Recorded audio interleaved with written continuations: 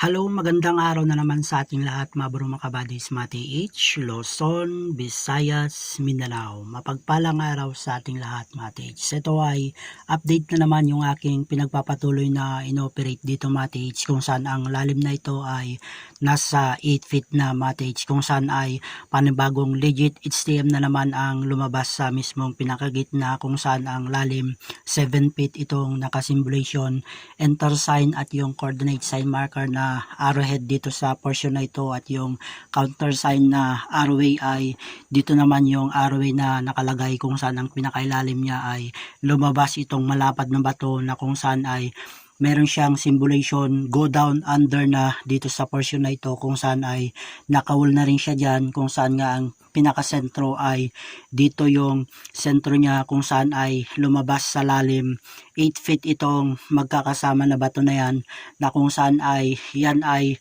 may pinapayawatig na simulation yan dahil 4 combination ang nakalagay dito sa malaking bato na naka B-shape din siya at sumisimbolo na code numeric 5. Dito na mismo ang center spot niya, kung saan ay titignan natin kung ano ang pinapayawatig nitong malaking bato at yung mga katabi niya na bato dito. Ay ito muna ang unahin natin na titignan. Ito ay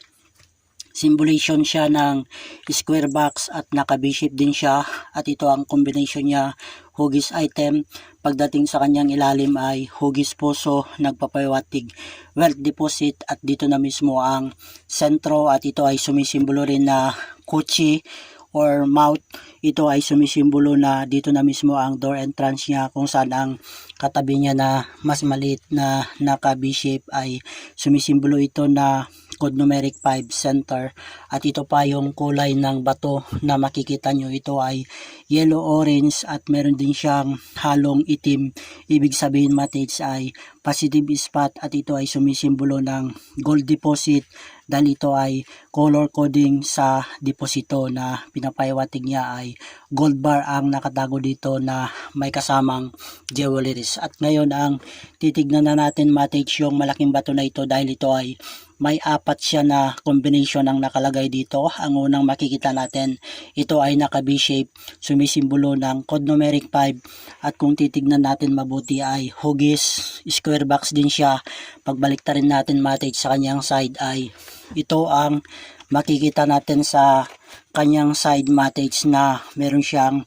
hugis puso na maliit na ito ay sumisimbolo ng wealth deposit, at kung titignan natin ay nakasimulation din siya ng square box, at ito ang kanyang nasa likod, mates, na ang pinapayawating nito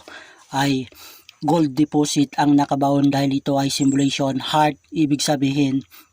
gold deposit, wealth deposit, treasure deposit ang pinapayawatig nito, kung saan ay color coding din ito sa yellow, orange or gold ang pinapayawatig nito dahil ito ay may orange na kulay itong hugis puso na ito. At kung saan ay makikita nyo itong nakasimulation na ito ay ichi, isang dot. Ibig sabihin, mates, ay sumisimbolo ito ng treasure under, at underneath nitong HTM na lumabas na ito, kung saan ay makikita nyo hugis puso siya na sumisimbolo underneath na, kung saan ay palapit na nga ang deposito, kung saan itong HTM na ito ay sumisimbolo na dito mismo ang center spot niya, mates, kung saan itong paligid ng lumabas na HTM ay makikita nyo na merong nakalagay na carbon sa kanyang paligid para hindi basta madetect ng anumang klaseng detector, para ito ay sumisimbolo na anti-decoy itong carbon na ilinagay nila, mates, kung saan nga ang enter sign na ito ay sumisimbolo enter here, kung saan itong enter sign na ito ay lumabas sa lalim 7 feet, at itong panibagong HTM ay nasa 8 feet na ito, mates, na sumisimbolo dito na mismo ang center spot niya dahil ito ay sumisimbolo treasure under na dito, kung saan nga ay on the spot direct under na dito, mates, kung saan ito ay update lamang sa inyo, mates, para makita nyo kung paano gumawa ng layout sa pagbaon ng mga hapon sa ginawa nilang pinagtagawan nung itinago nila ang mga kayamanang mula pa sa iba't ibang karatig Asian natin, kung saan naman ang pinaka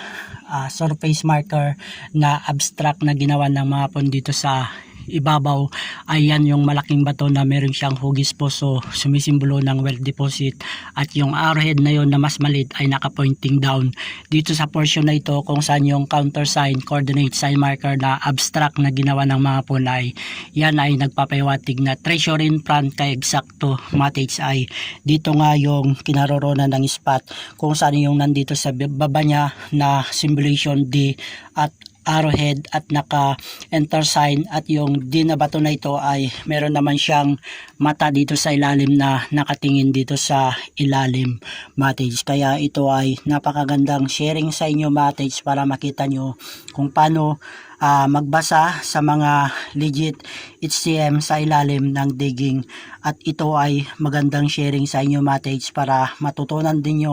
ninyo kung paano ako magdecode, magbasa sa mga sinishare ko sa inyo matage. Murtyaga lang sa ating lahat, at huwag din tayong makalimot na humiling ng gabay sa ating amang lumikha para tayo ay mag-guide at mabigyan blessing tayong lahat matage. Abalayam and King Messiah Washai, guide and bless sa ating lahat matage. Yada.